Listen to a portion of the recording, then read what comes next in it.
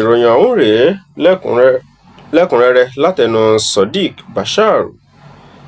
Alága àpapọ̀ fún ẹgbẹ́ àwọn ọmọlẹ́yìn Kristi ńlẹ̀ Nàìjíríà ní ẹ̀ka ti ìpínlẹ̀ Taraba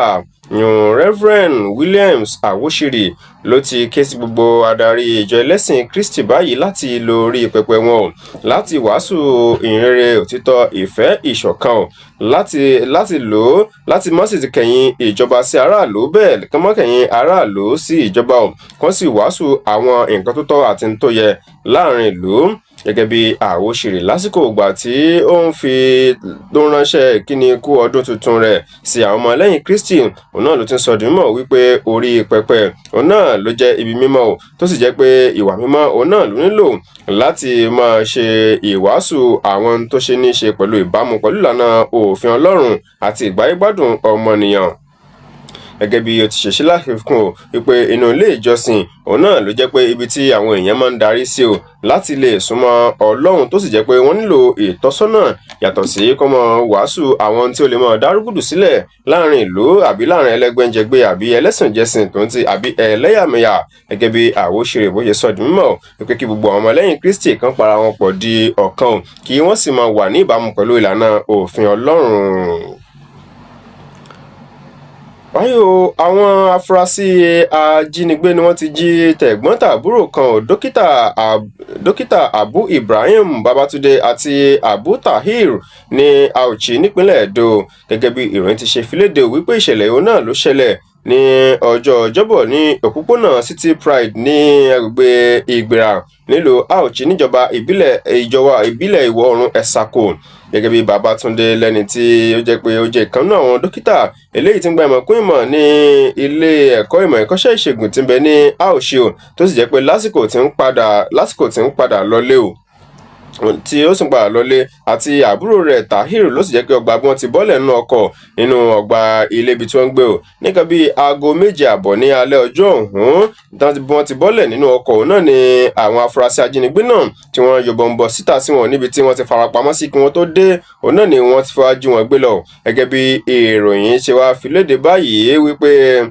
látẹnu ẹni tó jágbẹnusọ fún iléeṣẹ́ ọlọ́pàá ní ìpínlẹ̀ Edo Eko Edem ló sọ di mímọ̀ wípé ṣàdédé òun náà ni iléeṣẹ́ ọlọ́pàá gba ìpè ní lọ́jọ́ ẹtì lánàá òde yìí tó sì jẹ́ pé lóní pápápá ò ní àwọn ọlọ́pàá tí wọ́n da àwọn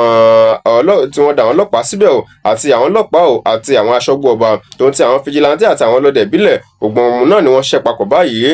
láti lè dájú pé wọ́n rí àwọn tẹ̀gbọ́n-tàbúrò náà gbálẹ̀. Wáyò iléeṣẹ́ ọmọ ogun ilẹ̀ Nàìjíríà ti fi ojú kọ̀rọ̀wọ̀sí kan hàn dé Sharif Umar gẹ́gẹ́ bí ìkan lára àwọn afurasí eléyìí tó jẹ́ pé ó lọ́wọ́ nínú ìṣẹ̀lẹ̀ ìbúgbàmù eléyìí tó wáyé ní ọjọ́ àìsùn ọdún Kérésìmesì nínú mọsalasi tí èyí ti ń bẹnu ọjà kan ní ìlú Maduguri tìṣúlù ìpínlẹ̀ Borno àti tí wọ́n ń lọ́wọ́ nínú ìwà ìṣẹ̀lẹ̀ ìbúgbàmù àti àkọlù lápá àríwá ńlẹ̀ Nàìjíríà. Gẹ́gẹ́ bí ìròyìn ti ṣe filédè wípé ikọ̀ àwọn ọmọ ogun eléyìí ti ń dọdẹ àwọn agbésùnmọ̀mí lápá ìlà oòrùn àríwá ilẹ̀ yìí yan ikọ̀ ọmọ ogun adínkáhí gẹ́gẹ́ bí wọ́n ti ṣe lálàyé wípé bí iléeṣẹ́ gẹ́gẹ́ bí àwọn ọmọ ogun ọ̀hún bí wọ́n ti ń dọdẹ àwọn agbésùnmọ̀mí náà ní agbègbè Kamari nílùú Maduguri látìgbà tí ìṣẹ̀lẹ̀ náà tó ti ṣẹlẹ̀ náà ni ọwọ́ wá tẹ̀ lọ́jọ́ 21 nínú oṣù kejìlá lọ́dún 2025 lásìkò ìgbà tí wọ́n tún fi kélé òfin gbé àwọn 14 míì tó jẹ́ afurasí eléyìí tán lọ́wọ́ nínú ìṣẹ̀lẹ̀ ìbúgbàmù oní aṣọ àdó olóró mọ́ra gbẹ̀mí lẹ́nu ọ̀pọ̀lọpọ̀ àwọn èèyàn náà. Gẹ́gẹ́ bí ìfiléde ṣe wà látẹnu nínú àtẹ̀jáde kan látọwọ́ iléeṣẹ́ ọmọ ogun nílùú Maduguri àti lápá ìlà oòrùn àríwá ilẹ̀ yìí àti kọ ọmọ ogun adínkáhí gẹ́gẹ́ bí ó ti ṣe sọdún mọ́ báyìí wípé iléeṣẹ́ ọmọ ogun náà ló jẹ́ pé wọn bí àwọn agbésùnmí ọ̀hún bá ní àwọn òní wọn kún àwọn náà sì ní gbà á láàbọ̀ lọ́wọ́ wọn. Ọgbà bẹ́ẹ̀ náà ni àwọn afurasí gídígan kú olóṣèlú kan ní alẹ́ ọjọ́ ẹtì tó kọjá lọ yìí òun náà ni wọ́n ti dàbàrò ìfọ̀rọ̀jẹ̀wọ̀ kan pẹ̀lú kọmíṣánná tẹ́lẹ̀ rí fún ètò ìgbanisíṣẹ́ ní ìpínlẹ̀ Rivers. gẹ́gẹ́ bí ìròyìn ti ṣe fi léde o lásìkò gbà tí àwọn ikọ̀ iléeṣẹ́ móhùnmáwòrán ti Arise tí wọ́n ń ṣe ìfọ̀rọ̀wérọ̀ pẹ̀lú kọmíṣánná tẹ́lẹ̀ rí yun dókítà Leonu Nwabusa lásìkò gbà tí wọ́n ṣe ìfọ̀rọ̀wérọ̀ pẹ̀lú rẹ̀ ní ilé ìtura eléyìí tí ń bẹ ní ìjọba ìbílẹ̀ Akpo ní ìpínlẹ̀ Rivers o òun náà ni àwọn gídígan kú olóṣèlú náà tí wọ́n sì yabo gbogbo agbègbè ọ̀hún gẹ́gẹ́ bí oṣojú mi kòró kan ṣe sọ dùn mọ́ wípé nìkan bíi aago 9 alẹ́ kọjá ìṣẹ́jú 15 náà ni àwọn kọ̀rọ̀wọ̀sí tán yabo ilé ìtura náà tí wọ́n sì bẹ̀rẹ̀ sí ní wo àwọn yàrá tí ń bẹ ńbẹ̀ lásìkò gbà tí àwọn òṣìṣẹ́ iléeṣẹ́ móhùnmáwòrán ti Arise ọ̀hún tí wọ́n bẹ̀m̀bẹ̀ tí wọ́n sì wà lẹ́nu iṣẹ́ tí wọ́n ṣe ìfọ̀rọ̀wánilẹ́nuwò fún kọmíṣánná tẹ́lẹ̀ rí náà gẹ́gẹ́ bí ìròyìn ti ṣe fi léde o wípé gbogbo ìgbìyànjú láti bá ẹni tó jẹ́ agbẹnusọ fún iléeṣẹ́ ọlọ́pàá ní ìpínlẹ̀ Rivers Green Sirige Koko láti bá a sọ̀rọ̀ náà ló já sí pàbó látàrí bí wọ́n ti ṣe pè lásìkò náà tí kò sì gbé ẹ̀rọ ìbánisọ̀rọ̀ rẹ̀. Báyọ̀ sínétọ̀ tó ń ṣojú ẹkùn gúúsù ìpínlẹ̀ Ondo èèyàn sínétọ̀ Jimoh Ibrahim ló ti gbóṣùbà fún iléeṣẹ́ ọmọ ogun nílẹ̀ Nàìjíríà fún ìṣọwọ́ ṣiṣẹ́ wọn àti takuntakun àti ipa wọn o lórí kí ètò ààbò ilẹ̀ Nàìjíríà kó túbọ̀ dúró ṣinṣin dáadáa sí i. Eléyìí náà ló tẹ̀lé bí àjọ tí ó ń ṣe ìfiléde bí àwọn ọmọ ogun bí wọ́n ṣe jákèjádò sí o lágbàáyé fún ọdún 2025 bí wọ́n ṣe tó ilẹ̀ Nàìjíríà sí ipò 21 nínú àwọn ọmọ ogun eléyìí tó gbóúnjẹ fẹ́ gbégbà ọbọ̀ jù lágbàáyé gẹ́gẹ́ bí àtẹ̀jáde ṣe wà láti ọwọ́ àwọn oníròyìn eléyìí tó tẹ Jimoh Ibrahim lọ́wọ́ gẹ́gẹ́ bí àtẹ̀jáde eléyìí tó tẹ àwọn oníròyìn lọ́wọ́ Jimoh Ibrahim ló sọ di mímọ̀ lẹ́ni tí ó tún jẹ́ aṣojú ilẹ̀ Nàìjíríà lẹ́ni tó jẹ́ aṣojú ilẹ̀ Nàìjíríà àti ẹni tó jẹ́ olùdásílẹ̀ ilé ẹ̀kọ́ fásitì ìkẹ́kọ̀ọ́ nípa ìmọ̀ ètò ààbò eléyìí tí ń bẹ ní Igbótako ní ìpínlẹ̀ Ondo náà gbóṣùbà arabandẹ o fún àwọn ọmọ ológun ilẹ̀ Nàìjíríà gẹ́gẹ́ bí aṣòfin ọ̀hún ṣe sọ dímọ̀ pé pẹ̀lú àbí àwọn ọmọ ológun ilẹ̀ Nàìjíríà eléyìí tí wọ́n tó 2,210 tí wọ́n sì ń ṣe gudugudu mẹ́fà ní tìbútòrò ilẹ̀ Nàìjíríà láti máa ṣọ́ ẹ̀mí àti dúkìá àwọn ọmọnìyàn ńlẹ̀ yìí ọgbà pẹ̀lú bí ìjọba kápọ̀lẹ̀ bí wọ́n ti ṣe ń ya òbítíbitì owó tó tó bíi bílíọ̀nù 2 owó dọ́là sọ́tọ̀ láti máa fi ṣàbójútó àwọn tó ní ṣe pẹ̀lú iléeṣẹ́ ọmọ ogun àti gbógun ti wà ìgbésùmọ̀mí tó ń ti ètò ààbò tó mẹ́hẹ̀ ní tìbútòrò ilẹ̀ yìí o Jimoh Ibrahim ló tó wá sọ dìímọ̀ pẹ̀lú pé bí ìdàgbàsókè tó lọ́rìn bó ṣe ń ṣe ètò kóríyá lọ́lọ́kan òjọ̀kan fún àwọn ọmọ ogun ilẹ̀ Nàìjíríà látọwọ́ ìṣèjọba ààrẹ Bọ́lá Tinubu òní eléyìí gan ó jẹ́ bí ààrẹ Bọ́lá Tinubu bó ṣe mú ìgbáyégbádùn àwọn ọmọ ológun ọ̀hún lọ́kùnkúndùn ó jẹ́ ọ̀kan gbòógì o lójúnà ìlànà kóríyá láti jẹ́ kí àwọn náà kan túbọ̀ jáwé sóbì ìṣọwọ́ ṣiṣẹ́ wọn dáadáa.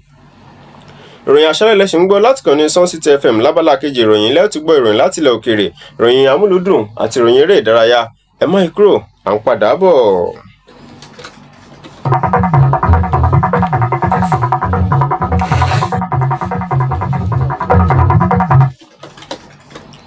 mo kí yín ẹ káàbọ̀ padà ìròyìn àṣálẹ́ ń tẹ̀ síwájú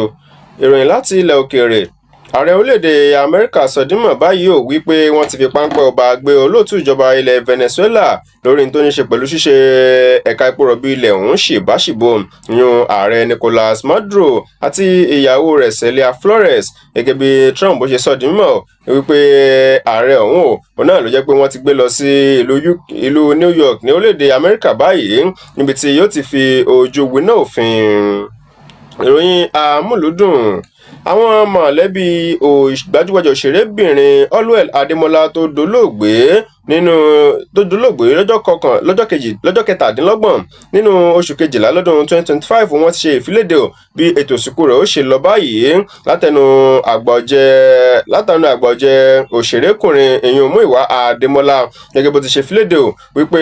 orin èyàn onígbàgbọ́ eléyìí tí ó wáyé ní ọjọ́ 8 nínú oṣù kínní ọdún yìí tó jẹ́ ọjọ́ Ọjọ́bọ̀ tí wọ́n sì ṣe ìwọ́de fún arábìnrin ọ̀hún àgbà bẹ́ẹ̀ náà ni wọ́n lọ fi ilẹ̀ òun náà ni ó wọ́ káàlì lọ ní ọjọ́ 9 nínú oṣù kínní ọdún yìí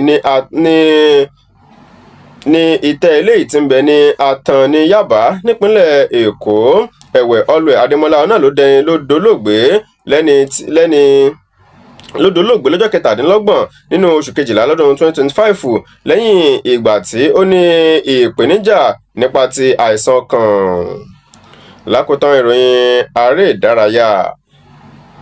Agbábọ́ọ̀lù tí ń di ọwọ́ àárín gbùngbùn mú nínú ikọ̀ Super Eagles ilẹ̀ wa Nàìjíríà Alex Iwobi ló ti sọ di mímọ̀ pé ikọ̀ Super Eagles báyìí òun náà ló jẹ́ pé àwọn náà mọ̀ pé wọn ò ní fẹ́ ṣeré ègé